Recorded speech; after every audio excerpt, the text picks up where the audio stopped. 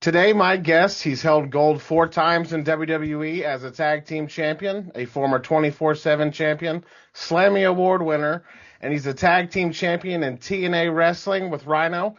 You know him worldwide. Worldwide is Heath Slater. Heath, how are you, sir? Man, I am good, and thank you for reminding me how good I used to be. But yeah, man, I'm doing good. I'm glad we can finally, meet up and have this conversation after, a little ping pong battle we had Oh yeah. back and forth, If they only knew. If they only knew, bro. But yeah, we finally made it. Yes, sir. Heck yeah, bud. So let me go back a little bit. What drew you into professional wrestling? What was it that hooked you and made you want to pursue this? Man, I blame it all on my grandfather. It's all his fault because he always loved professional wrestling and everything. Hmm. So he, of course, he wanted his little sidekick to watch it with him. So I remember being, 5 years old and being like watching old school WWF and old school like NWA and Smoky Mountain Wrestling and all of that. So like when the independence wrestling would come to our little town, my papa and my mom would always go because my mom and my papa was real close. My grandfather, papa is what we called him, so they would always bring me too. So ever since I was a kid, I just remember it being in my life, always watching it or being around it or something like that. So it was all his fault, 100%. At what age did you decide that this was something you were going to pursue, and how available was that in your area? In my area, it wasn't available at all, period. Nothing. But like I started off, I went to college, played some basketball. I was 18 and young and stupid, messed up, went back home, tried another thing and that. It never worked out. So I remember my mom literally was like, what in the world do you really want to do?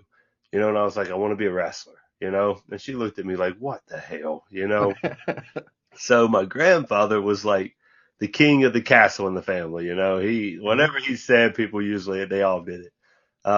So he comes to me and we're like, he always sits on his front porch and, damn, I wish I had those days back.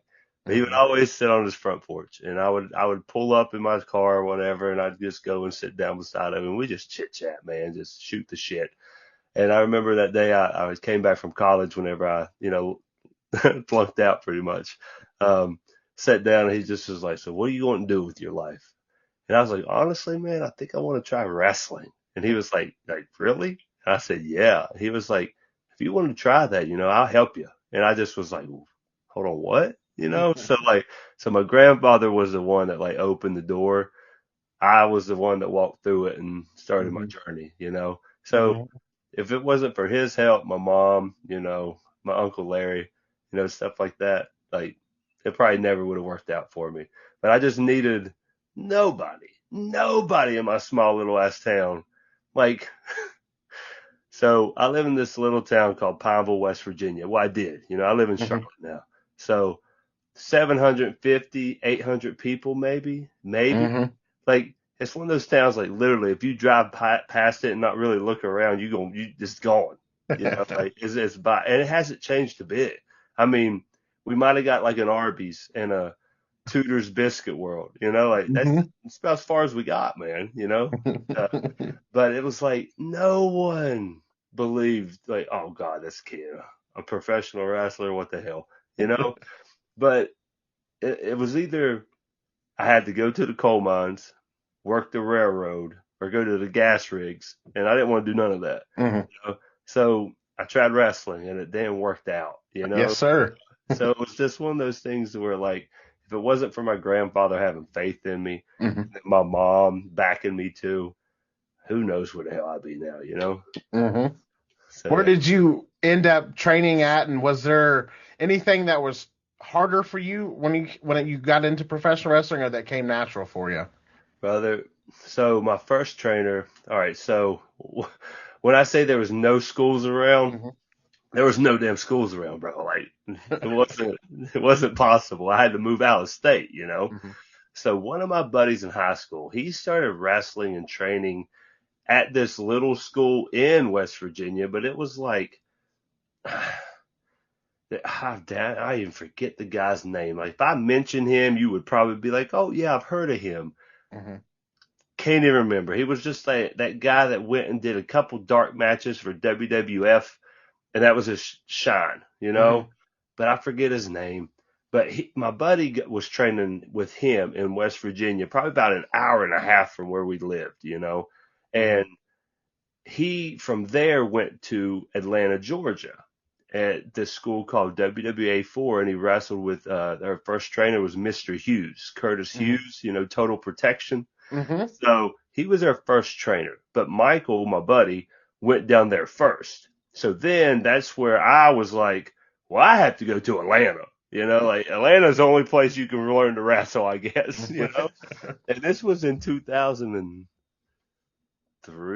4? No, Mm-hmm. no. That was college year. So 2004, yes, definitely. 2004, 2005, you know. Mm-hmm. That was when I was down there training to legit try to be the best wrestler I can be. But it was like, brother, it was just so much fun for me. Like Mm-hmm. I got in the ring and I'm smiling. I'm learning to hit the ropes and I'm hitting them right. The bumps, you know, came natural, you know, like it was just like Mr. Hughes literally would look at me and be like, kid, you're a natural, you know, like you got this. You just got to learn psychology. You got to put tools together, you know, Mm-hmm. that type thing.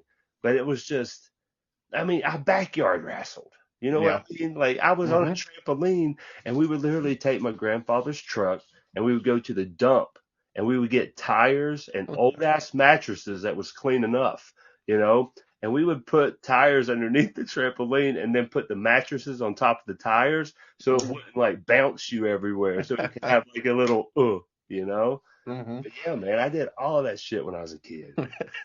I shouldn't be How, saying that. I was supposed to be bad, I guess. But I was born in the '80s, grew up in mm-hmm. the '90s, man. Like I was doing some wild shit, How long did you wrestle before you started getting on WWE's radar, and how did that come to be? brother. It happened like this. You know how everyone has that story of I traveled the road. I had the 10 years on the Indies, you know, and then I finally got looked at in my contract. Brother, my shit was backwards, bro. I ain't gonna lie. I got to Georgia 2004.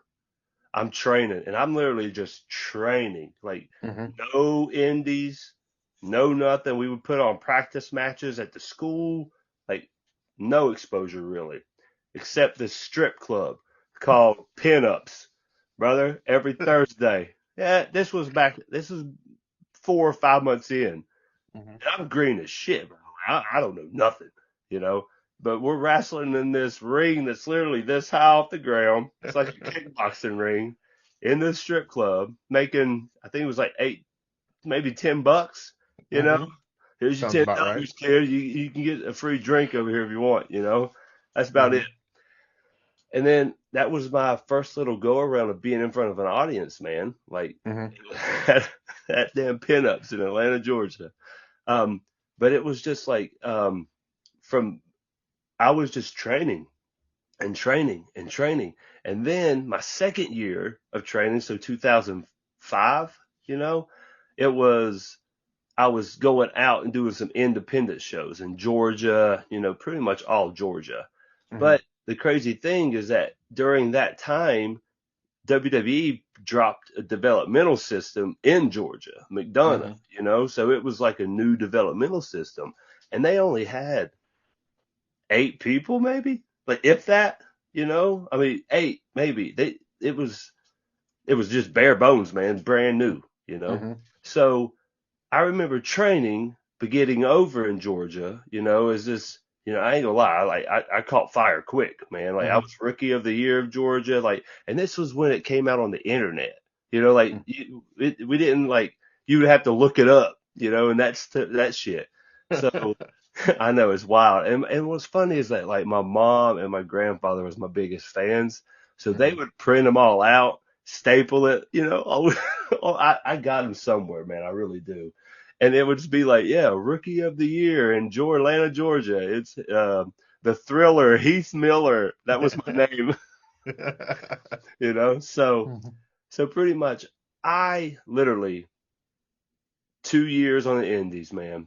So next thing I know, my buddy Crew Jones, he was the guy that took me out to all these big shows in Atlanta, like Wild Side, Anarchy, GCW, you know, like all these big shows. And I would always work him. And he was Mhm. this heel. And he was this, imagine Buff Bagwell, but times 10, man. Like he was just the man. He could talk. He looked great. He can work. Like he was great. So he took me all these places. Next thing you know, WWE was looking at him. So Mhm. they was bringing him in. So then they said, "Hey man, do you have like a baby face you like to work? You know that you can bring in and they can put you over?" He was like, "Yeah, I do." So he was like, they were like, "Who is he?" And they told him all about me. So then he calls me up and he's like, a year and some change in, I'm green, bro. I can follow and I can sell, and I had charisma. Other than that, man, I was cookie cutter as shit, you know. Mhm. But he already threw my name in the hat, and then he tells me, "Hey, bro, you're gonna go to Deep South and work me," and I'm like, "The hell I am? No, I'm not." He's like, "Yeah, you are. It's gonna look bad on you if you don't now because I already threw your name in the hat." And I'm like, "What the hell?" So I get up there, I have a match with him. Once I have a match with him, what's crazy though is that the people already knew who I was. So I came out and I got a pop, you know? So everyone's like, who the hell's this kid? And we put on the match that we've done forever, you know, Mhm. and it was good. The next thing you know, I came to the back and it was like Johnny Ace, Bill DeMott was the head trainer there. And they all like looked at me and everything's like, hey kid, you want to come back next Thursday, you know, for TV tape? So, dude, I got a Thursday slot Mhm. each week, you know, just because I was just going up there and putting over their talent, you know, selling, doing my shit, you know, doing what I Mhm. pretty much did my whole career, put everyone over, you know. So, but then they liked me, gave me a tryout, and brother, I was 2.5 years in, and I got signed with the WWE developmental contract, you know. That's So amazing. dude, 100% is like it was all lined up, you know. Mhm. So it was just like I was just groomed from the bottom Mhm. from them, you know. So that's Yeah. just like all I kind of know, you know. And it's like now in the indies now it was like it's all new and fresh for me. I mean, as soon as I got released with WWE in 2020, imagine that 2006. I didn't get released until 2020. That's Mm. how long I stayed my life up there, bro. I got signed when Mhm. I was 22 years old. Shit, man, I'm just thinking about this now. It's wild. Um, but then I went to TNA for 3 years, you know, Mhm. and now I've been on the Indies for like going on 2.5, you know. So Mhm. it's like I'm finally getting a taste of the Indies, you know, after all of this. I don't know. It's just a wild ride, man. What was your first impressions of what WWE developmental was back then? Because this is pre-performance center, this is warehouses, this is But you know. this is what I thought it was great. Mhm. Cause like when I went to WWA 4 to start training, it was beside of a damn strip club. It was called Club Wax, you know, in Fulton Mhm. Industrial Boulevard. I still remember it, brother. It's right there, and we would be wrestling in the ring and training, and you would hear the rap music over there while they're stripping. Yeah, man. So how was your time at Deep South before they closed it down? I mean, brother, I was just finding myself, you know. Mhm. I mean, it wasn't bad. And I mean, you know, everyone talks the stories about Bill DeMott, you know, the way he trains, he's a drill sergeant, period. Mhm. You know, he might not have gave you the psychology and how to do this move and that move, but the way that he trained you is that you would never blow up in the ring. You'll Mhm. mess with anybody. You know, it was just like, just a drill sergeant mentality of training, you know. So good thing about it is that I looked good and, you know, I was ripped, you know, because we would sweat our ass off every damn day. But but it was like I could go nonstop, man. Like I Mhm. was just like a machine. Like all of us were. Like we never blew up, you know. Mhm. So it was just like that, you know. But it was until Dr. Tom got in the picture, that's when we were learning psychology, timing, footing, moves. Dr. Tom, man, I had tools. He like took them and just sharpened them all up for me. Like, here, kid, now try it. During Deep South, did you pitch anything? Did they have an idea for you, or was that still too early on in your time in developmental? Early as shit. They were literally just trying to find athletes and people that stood out. That's all I can remember about Deep South, man. It was just a brand new thing that they had going on, and they just needed to fill the school. And once they was going to fill the school, then they were going to be like, okay, what do we got going on now here? Well, who do we have? But yeah, it was just a melting pot of talent that Hmm. we were just doing our best, trying our best, learning WWE's way. And man, like we were so young, so just naive, just holy shit, we're here type deal. Hmm. That's When they exactly how it was. when they closed the doors of Deep South, did they give you an option to go to OVW or what they were going to open with FCW, or did they just tell you were going to Tampa? They literally was like, all right, all these people were Tampa. I mean, honestly, I think it was just that we all Mm. went to Tampa, man. But yeah, they. I remember they said that we all had to come in dressed up because Bucci and Laura Nice is going to be there, and we had a meeting. So we Hmm. all wore our nice dress shirts and slacks and everything. We get there, we're sitting in the stands, and next thing you know, it was like an 8-minute meeting, talked some shit, said they're closing the doors and we're going to Tampa, Florida. Next thing you know, we're all like, what, huh? And then while that was going on, brother, we're taking everything down in our suits. Hmm. I wish there was pictures of this, man. I wish there was at least a little footage, brother. Us tearing down the ring, putting it in U-Hauls, bro. All the flags, everything, everything, taking it down. U-Haul, U-Haul, U-Haul. Next thing you know, there was a Hooters. Everyone went to this Hooters in McDonough. The Hooters down the road. John and Laura and I said, hey, I'm buying y'all dinner. We're all going to Hooters. So we go to Hooters. We have some beer. We're eating wings and everything. And he's like, all right, everybody, we're going to Tampa, Florida. We're ending y'all's leases at the apartments, giving y'all, I think it was like $2,500 or something Hmm. to get a U-Haul, double up if you can, go to Tampa, Florida. So we're like, well, what part? Where? You know, I don't know yet. Move to Tampa, Florida. But that's all the direction we had. Move to Tampa, Florida. Like So we get Tampa's a small city. exactly. Like, outskirts over this part, like which part of Tampa, man? So we all moved to Tampa, bro. And then once we got to Tampa, we were like doing nothing for like a month and a half. Like Hmm. we were getting paid and just having fun in Tampa, just partying, going to the beach, just having Hmm. a good time. And then we had this batting cage. It's called Hmm. Hitmasters, I think was the name of it. And it was a batting cage for softball and baseball. But we had a cage rented out with a wrestling ring in it. And that's where we started training at, bro. Developmental WWE. Hitmasters. Everything you thought it'd be. Bro, if we weren't training, we would go and hit fastballs and shit. Like, I'm not even lying. We really would.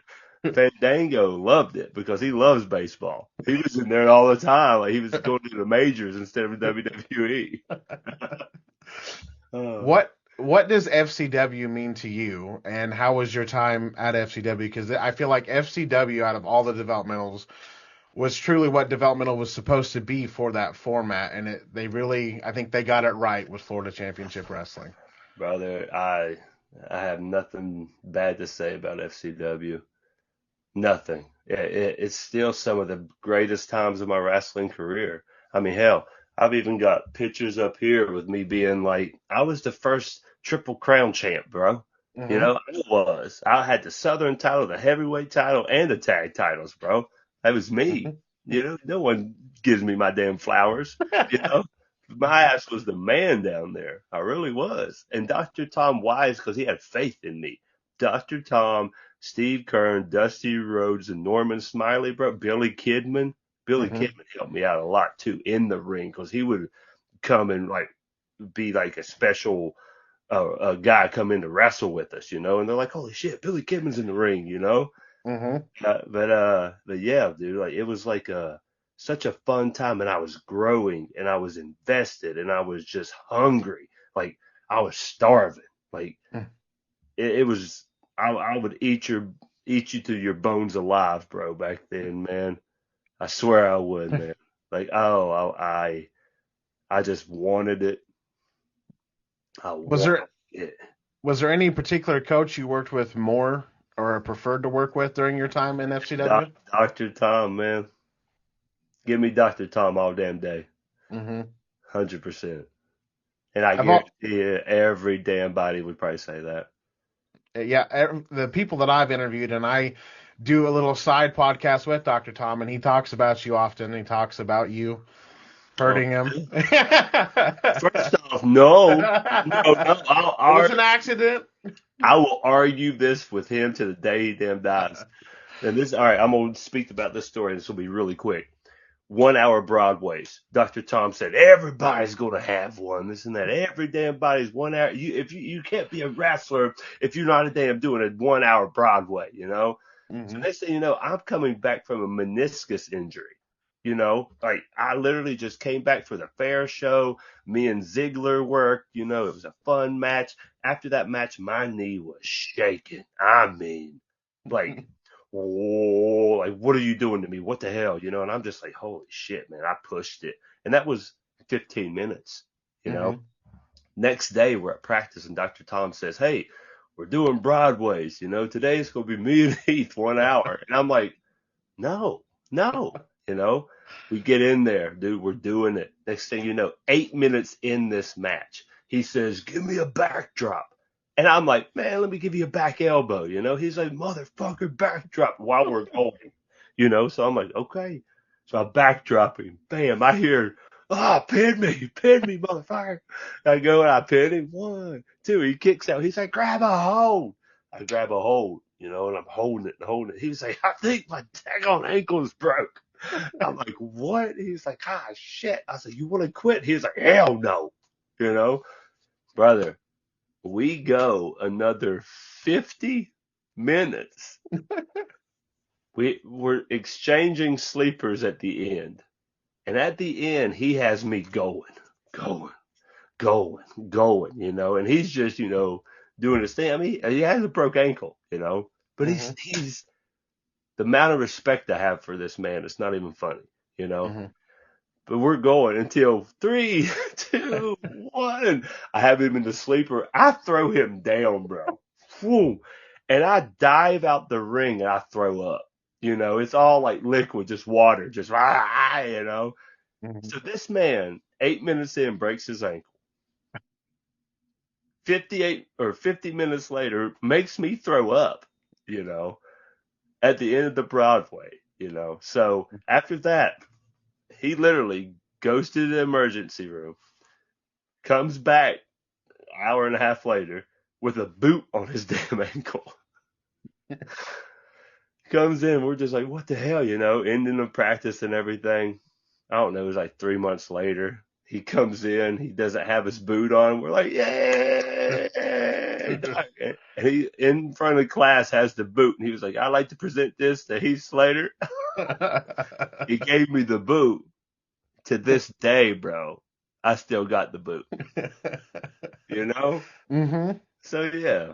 So I absolutely love that man, to death. Your time in FCW, did you feel like they started getting behind you with all these accomplishments you were getting? And at this point in time, were you pitching or were they having ideas on who they wanted you to be pre NXT? Brother, no, it was all me when it was like coming from my character, Hmm. how I would perform, all of that. That was me. They were like, kid, go do it. I like it. Hmm. Dusty was a big fan, man. Like I would do my promos and stuff, and Dusty be like, keep going. I love it. Keep going. Like he would just he would always love my charisma, know my personality, all that stuff. Like he would always be behind it and always try to turn it up. Hey, baby, Mhm. just keep going, turn it up a little bit, and I would just be more obnoxious. But he Mhm. would always be like, I could always pull you back. He was like, but just keep going with it until I pull you back. So it was just like when it came to character, who you wanted to be, Mhm. how you wanted to be portrayed, they would have storylines for it, and then they would, of course, give you pointers and stuff to do, and it would all work, brother. It just would Mhm. make what I was wanting to do better. And they've been there. They've walked the walk and been to the dance before I was. I'm following their footsteps. Like, oh, okay, okay, oh, here we go. So it Mhm. was one of those things where, like, when you have guys that's been to the top in cruiserweight, tag team, heavyweight, like, Mhm. how the hell can you lose, man? You're That's true. just you're stupid if you don't pay attention. You're just stupid. Like, Mhm.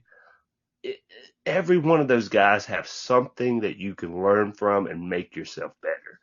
Period. You know, Absolutely. like, you're ignorant as shit, if you don't pay attention. Mhm. That's all it. And trust me, I saw some ignorant as shit people during Oh, I development believe it. days. Oh, I always heard Dr. Tom just give you that much to hang yourself. If brother, someone said they were sick, he'd be like, "Take a couple days off," just to bro- see if you wanted it. brother, Dr. Tom's famous words was whenever you would come back and you would ask him, "Hey, Dr. Tom, what'd you see? What'd I do wrong?" And then he would explain to you what you did wrong, and they'd be like, I know, but I know, I know, but. And Dr. Tom's like, well, if you know, why do you do it? You know? And then the next time, oh, I know, okay, I know. Dr. Tom would say, okay, you know then, you know. And Mhm. then after that, Done. no, no, you're good, yeah, all right. He wouldn't give you time. I remember the one time I said, yeah, I know, damn. He was like, well, if you know, why you doing it? As soon as I heard that in his voice, I was just like, Mhm. I'm sorry, I don't know, I know. And I would never say, oh yeah, I know. I just, okay, okay, Mhm. okay would come out my mouth. Okay, you're right, okay, you know.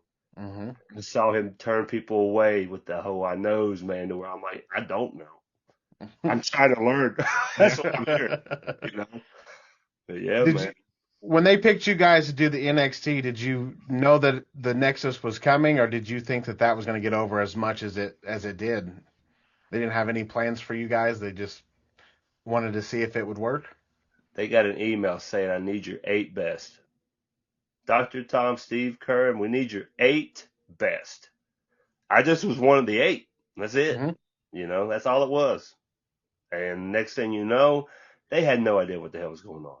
They Mhm. they explained it to us as a point system of wrestling. If you win a tag match, you get 2 points. If you win a whole match, you get 4 points. If you get DQ'd, you get no point. Like Mhm. that type thing. Next thing you know, it was nothing like that. We get Yeah. up there, we have pros, we're doing game shows, we're doing obstacle courses, we're daggone doing promos live on television when they give you a word to cut a promo on, and you're like, oh, Mhm. like what? So it's like it was nothing that we thought of. And then Mhm. once we all started getting released, or not released, but like cut, Mhm. we thought we was going back to FCW and maybe get fired, like, because it didn't work out. We had no Mhm. idea, man. And the next thing you know, that guy came up. Nexus came, man, and it was a holy shit, this is awesome, you know. Mhm. But no, bro, during NXT days and Yeah. all that, bro, I would like just to sit back and watch the season back. I haven't Yeah. watched, I don't watch anything back, being honest, but I would just love to, just to be like, what all did we do? Mhm.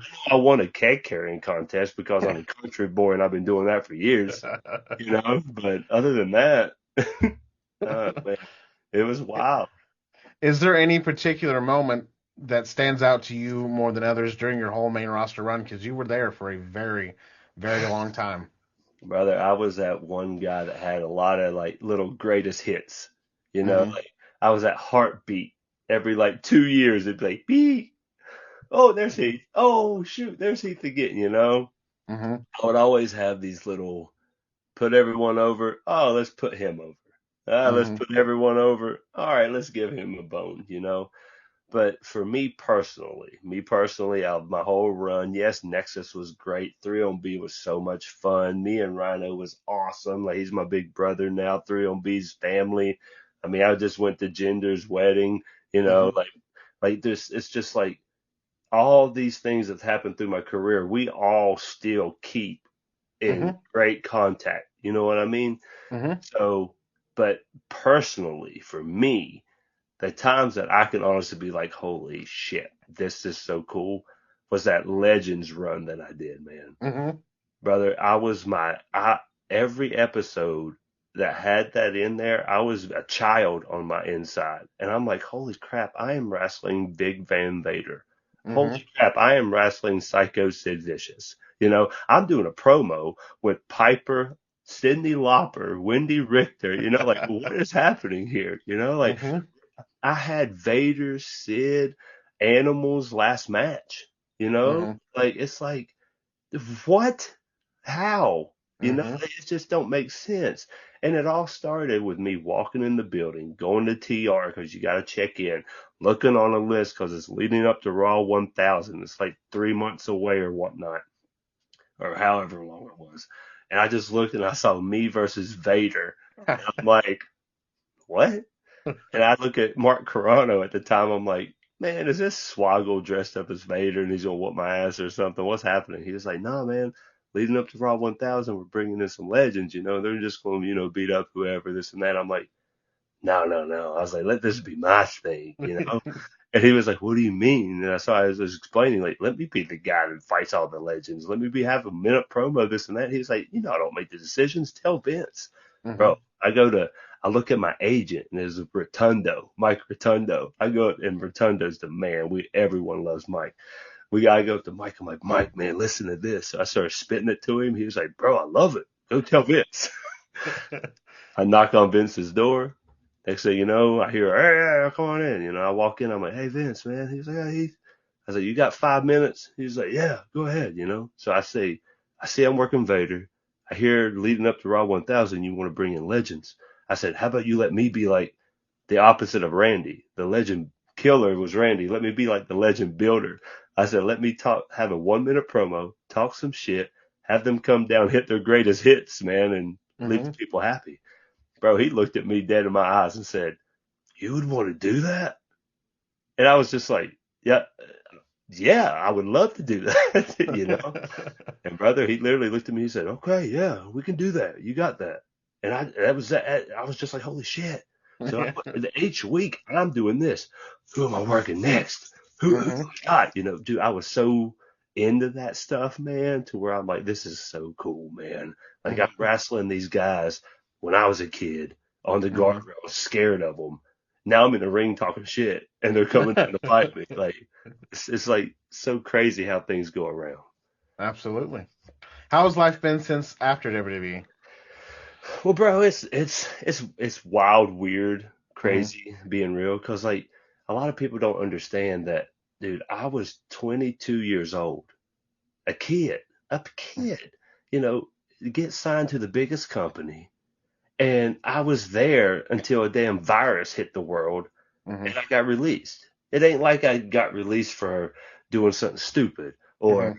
than being a bad performer. I don't even think I made a botchamania, being honest. And I want to. I would love to make a botchamania, but I haven't. I don't think I haven't saw one. No one's tagged me in it. I wish there was one, but it's like it.